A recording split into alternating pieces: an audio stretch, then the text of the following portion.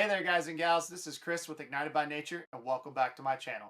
Today I'm going to be doing a high-level comparison between the NightForce SHV 3 to 10 by 42mm scope and the NightForce NXS 2.5 to 10 by 42mm scope. Both scopes are highly regarded, but each one has key features that makes them suited for different needs.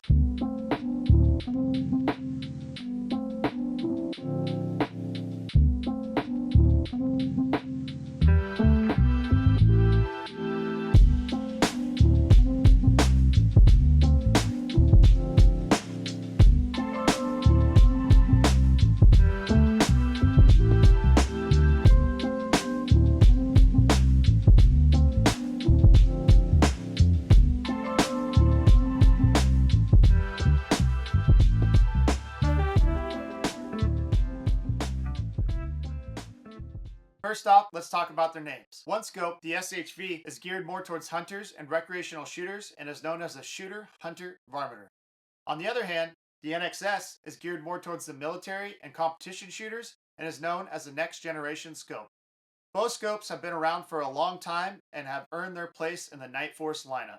As far as similarities go, both scopes have very similar, if not the same glass quality, and honestly, looking through both these scopes, I really couldn't discern a difference. Both scopes also have a 30mm main tube, they have a 42mm objective, they both go up to 10 power, and they also are built to be durable and reliable. However, that's where the similarities end. Let's go over the differences. The first major difference that you'll notice when you're looking at these two scopes is their price point. The SHV runs from $950 to about $1,000, and right now, pretty much anywhere online, you'll be able to find it for about $985. On the other hand, the NXS is quite a bit more expensive. This scope runs anywhere from $1,600 to $1,800, and right now you can find it online for $1,765. The next big difference you'll notice if you take a closer look at these scopes is the turret configuration. If we take a closer look at the SHV to start off, you'll see that the SHV has cap turrets, so you'll actually have to unscrew the caps to actually access the turret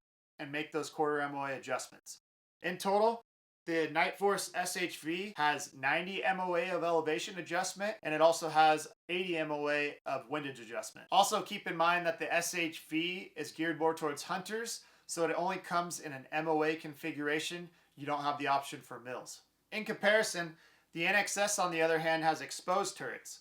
Now the NXS also comes in MOA or mills, and you get 100 MOA of adjustment on the windage and elevation knobs, or you get 29 mils of adjustment on the windage and elevation knobs, depending on your choice. Also, you'll notice that the NXS has a locking turret, so a zero lock turret on the top.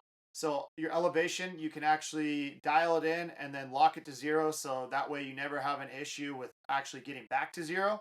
However, it does not have a zero lock on the windage, which I really didn't like. I wish they would have at least capped it. I find that that could be an issue out in the field, especially if you bump it and you don't know where your zero is. It might actually throw off your shot, especially if you're out there hunting.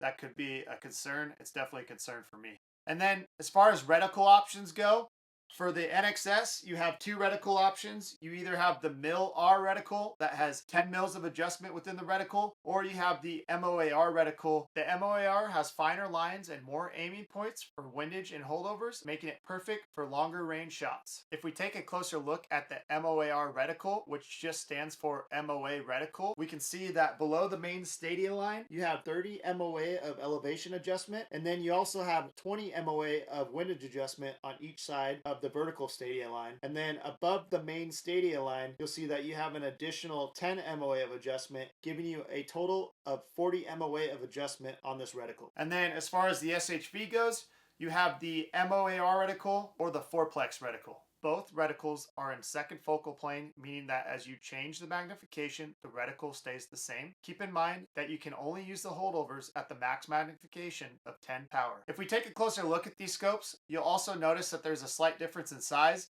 It's not a huge difference, but it's definitely worth mentioning. The SHV is 11.6 inches long, and the NXS is 11.9 inches long. So if you hold them up right next to each other, you'll definitely see that difference in size, and I felt like it was worth mentioning.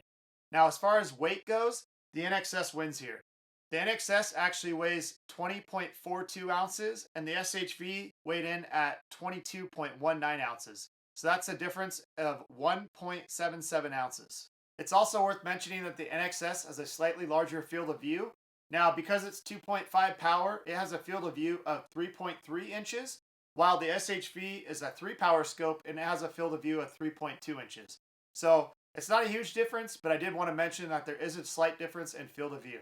And then if we take a look at the front of these scopes, if I pull off this scope cap on the NXS, you'll actually see that the focusing wheel or the fast focus is the whole front of the scope optic, versus the SHV, it actually has its own focus wheel on the front that you just twist to focus the scope. And those are both fast focusing mechanisms that help get your eyesight in line with the scope. Another quick little feature that I wanted to mention is that the NXS actually has a throw lever that you can install that comes with the scope. And the SHV does not have a throw lever for the magnification wheel. So you just have to turn that like you would with a normal scope. But both scopes have a very smooth magnification wheel, so you shouldn't have any problems turning those, but the throw lever is a nice added feature. And then the last thing I wanted to talk about was illumination and parallax. Now, both scopes actually come with illumination.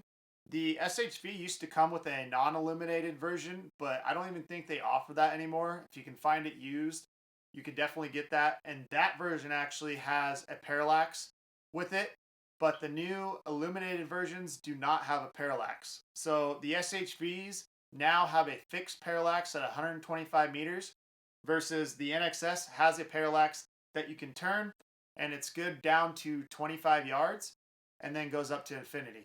And then also the illumination reticle can be accessed by pressing a button on the NXS, and then on the SHV it's actually got a whole wheel with 11 different settings. So to wrap things up, if you're mainly using the scope for hunting and you just want something that you can walk around with in the woods, but has the option to dial and has a reticle that you can use to really reach out if you need to, then the SHV is a great option. On the other hand, if you want something more tactical and more precision oriented, then the NXS is a great option. You also get a zero locking turret. You have exposed turrets for the elevation and windage, and you also have a parallax and the options for mills or MOA. But just remember, whatever scope you choose, you're still going to get a rugged, reliable scope that's going to last you for years to come. Thanks for watching, and remember, stay connected to the wild. If you found this video helpful, please like and subscribe to my channel for more outdoor gear reviews and adventures. I'd really appreciate it. You can also follow me on any of the social media platforms if you haven't already. I'm more active on YouTube, but you can follow me there if you want to. And then feel free to leave a comment below. I'd love to hear your feedback, and I'd also like to hear what scope you're using. Once again, my name is Chris with Ignited by Nature, and until next time, guys and gals.